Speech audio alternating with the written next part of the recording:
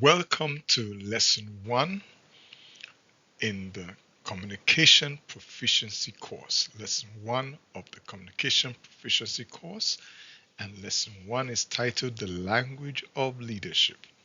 The Language of Leadership. Understanding the language of leadership enhances the capability of leaders to communicate proficiently and hence navigate the team, organization, or community the leaders lead towards improving its future outcome. Our reflection in this lesson is from Esther chapter 4 verse 14 from the New American Standard Bible, Esther chapter 4 verse 14 of the New American Standard Bible 1995 version.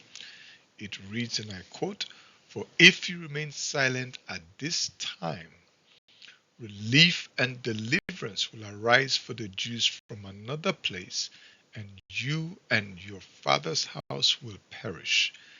And who knows whether you are not attained royalty for such a time as this." The language of leadership should be tailored towards generating enduring enthusiasm for a shared cause. The language of leadership seeks to present innovative solutions that address significant challenges.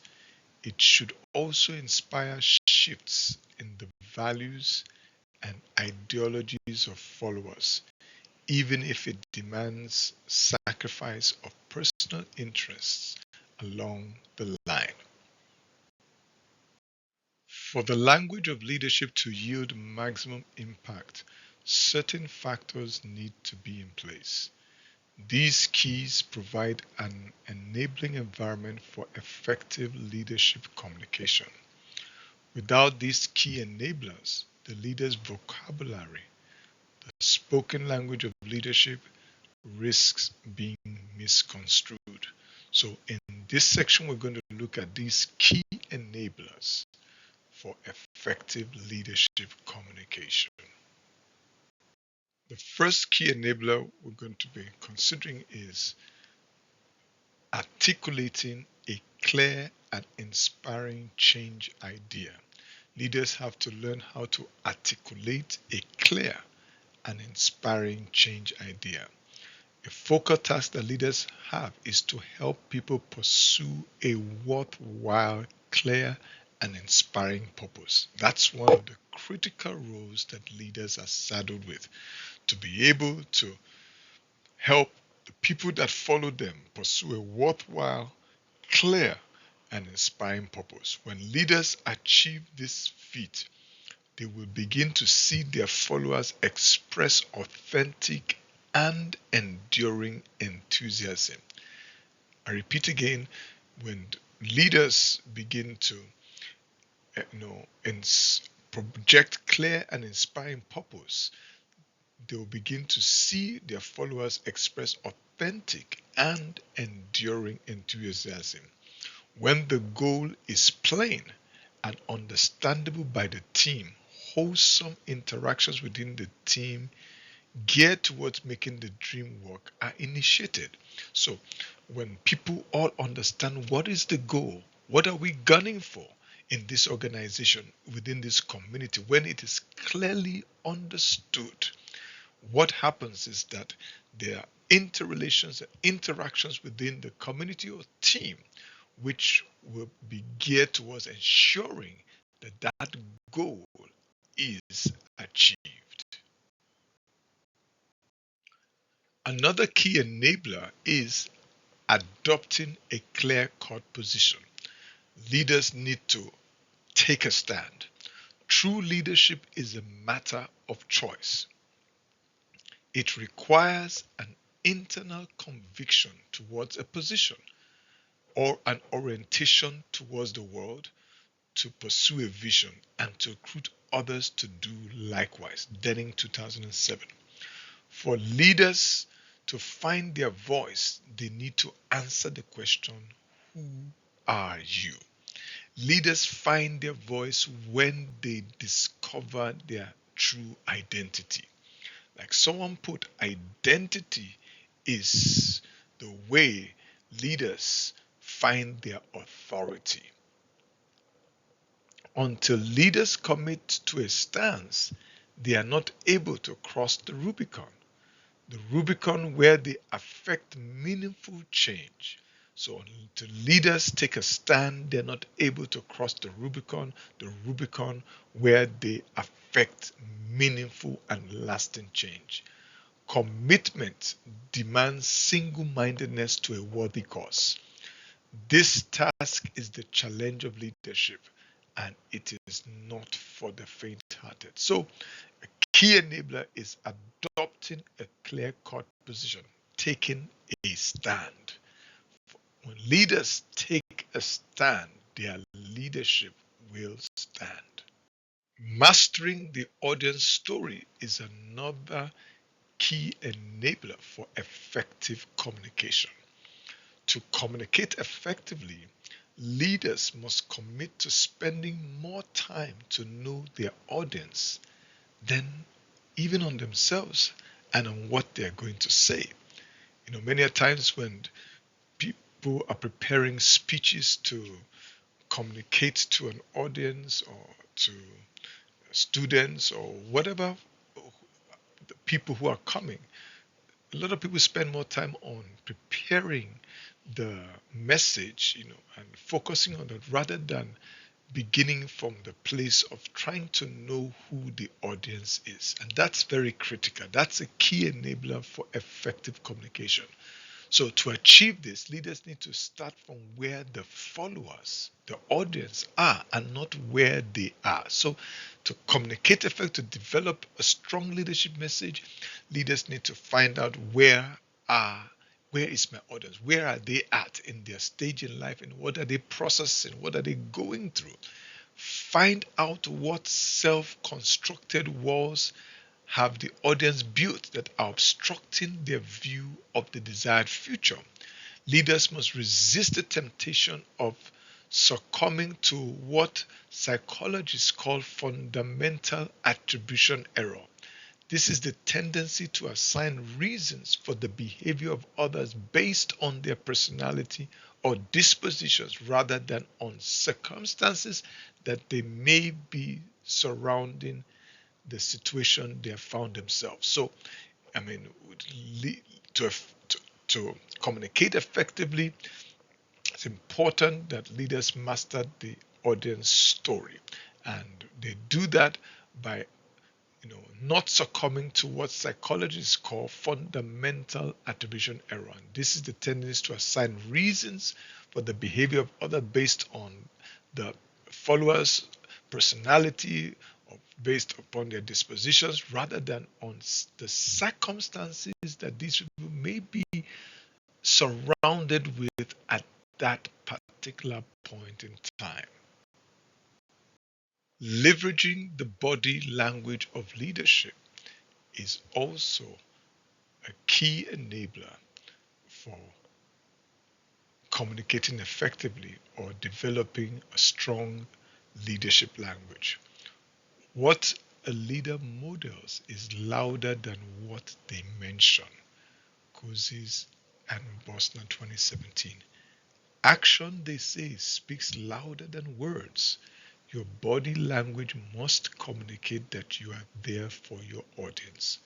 Effective communicators express the body language of calm assertiveness by square shoulders, open body stance, feet firmly planted on the ground, and right eye contact, having the right eye contact. And this is very important. So leaders, to develop a strong leadership language, need to leverage the body language of leadership. Having considered the key enablers of the language of leadership, let's take a look now to what are the key steps to take in expressing the language of leadership effectively. The first step to communicating proficiently is catching the attention of the audience. This task is both important and urgent. A study showed that personalizing the message, prompting emotional feedback, and being clear and concise with the intro statement have proven to be effective ways of securing the attention of the audience. Baldoni, 2003. Tips for getting the audience attention include telling stories that relate to the audience challenges and posing surprising or rhetorical questions that challenge the audience's areas of interest. So these are just a few tips. Like I mentioned, tips for getting the audience attention includes short stories, captivating stories.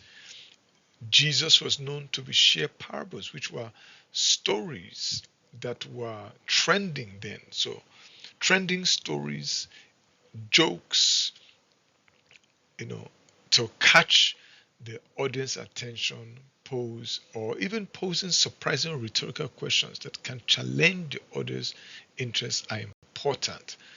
It's important that in the very few seconds when leaders are communicating, they aim at being effective in catching the audience's attention.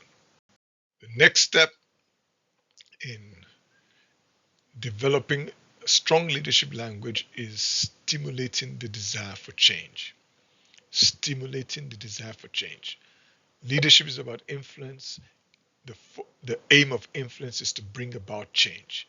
And for leaders to communicate effectively, they need to stimulate the desire for change. It is important to note that stimulating the desire for change is different from catching the attention of the audience. In getting the attention of the audience, negative content can be deployed. But in eliciting a desire for change, the positive has to be accentuated. And that's important. You can afford to use negative content to catch attention, but you cannot use negative content. You should not rather use negative content to stimulate the desire for change. So in this step, positive content is deployed towards eliciting a desire for change in the audience. A strong language of leadership involves justifying with concrete reasons. Leaders must be able to justify the change they desire to bring, the improvement of the future outcome of the organizations they desire. To do that, they need to be able to justify with concrete reasons. Now, securing emotional connection by itself is not sufficient.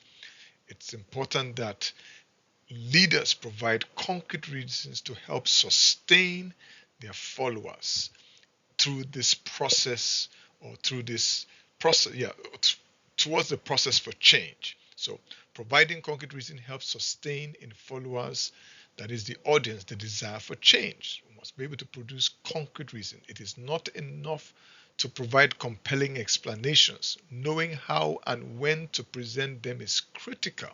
So leaders need to strategically present their compelling reasons after they have secured emotional connections. So, emotional connections are first secured, and then compelling reasons are provided so as to secure the desire for change in the minds of the followers. It's very important. Giving the audience reasons when they are prepared to receive them is key to the kind of communication that results in action. So the reasons must be given, but it must be given at the right time. And it's given at a time that attention has been caught, emotions of the followers have been secured, and then through strong reasons, justifiable reasons, that desire for change becomes concretized. This slide provides the general rule of thumb for communicating to influence action. And the general rule of thumb is that To influence action, use negative stories to catch attention. That's why headline news like using negative things, because they need to catch another. They want to sell their newspapers. They want people to watch the news. So negativity has a way of attracting attention. So negative stories to catch attention, but use positive stories to stimulate the desire for change. Positive stories must be deployed, must be leveraged to stimulate the desire for change, and then neutral stories to explain the what, the when, the how, and the why of the change desired. So this is not a place for positivity and negativity. It's a place to be concrete and plain, so that people understand, you know, where and what the organization is heading to. Back to our reflection verse again, which is found in Esther chapter 4, verse 14. It reads, and I quote, "For if you remain silent at this time, relief and deliverance will arise for the Jews from another place, and you and your father's house will perish. And who knows whether you have not attained royalty for such a time as this." So that was Esther chapter 4, verse 14. In this text, Mordecai makes a statement that vividly illustrates two key principal steps strategic leaders take to communicate effectively, as outlined in the lesson. Mordecai stimulated in Esther the desire for change by articulating a clear and inspiring goal. That's what he did when he told her, look, who knows whether you have attained royalty for this very purpose. Mordecai also justified his message for Esther by providing concrete reasons, saying, look, you can't remain silent. He put her in a position where she had nothing to her defense as an excuse. When leaders communicate compellingly, like Mordecai did, it can be said of them that they have mastered the language of leadership. The more leaders develop the language of leadership, the greater their ability to improve future outcomes. To conclude this lesson, let's go over some salient points. Leaders must master the language of leadership to lead effectively. Leadership and change are initiated by ordinary people who act and speak in a different way. This understanding helps demystify the myth that leadership is some kind of innate gift or genetically inherited trait that a selected few have. Leadership is a task that any ordinary person can accomplish if they act and speak accordingly and take the trouble to master it. So leadership is a task that any ordinary people can accomplish. And it takes for them to be able to act and know how to speak accordingly. And that is very critical. So this is the end of lesson 1, and looking forward to having you in lesson 2.